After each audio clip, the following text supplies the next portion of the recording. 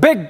No. It's a big thing. I think we are calling the bluff of President Trump. It's a big thing or not? What's happening? You have to just go through this statement, this comment that has come in. Which through sources comment? from the government. Which comment? I have put it there in the group. Can you say it yourself? I am reading it. It says that in all the conversations that have happened between Indian leaders and the American leadership, essentially J.D. Vance, Vice President, speaking to Prime Minister, Marco Rubio speaking to External Affairs Minister and the National Security Advisor, in any conversation whatsoever, no mention of trade. And the government directly contradicts Donald Trump. That's a big one. That's a big one. The Indian government directly contradicts Donald Trump and says there is no link at any point of time between trade and any military action. That's very clear. That's a big one, or not? And that's the first time I'm so happy that the Indian government has directly contradicted the humongously false statements of Donald Trump. Preposterous comment that he had made, that now there would be a lot of trade. I mean, we cannot exchange our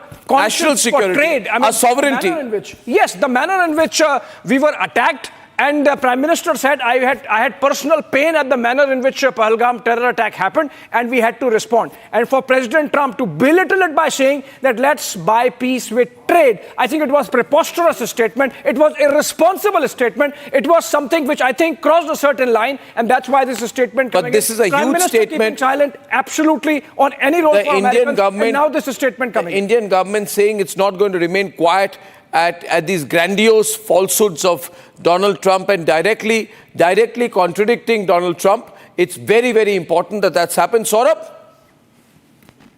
Arnab, it's a very significant statement, and I would say that sources telling me as well that while India values its partnership with the US, it will do so in its own terms. There will not be any compromise on the issue of terrorism at all, and trade is a very separate thing. And that's the reason why this statement coming out.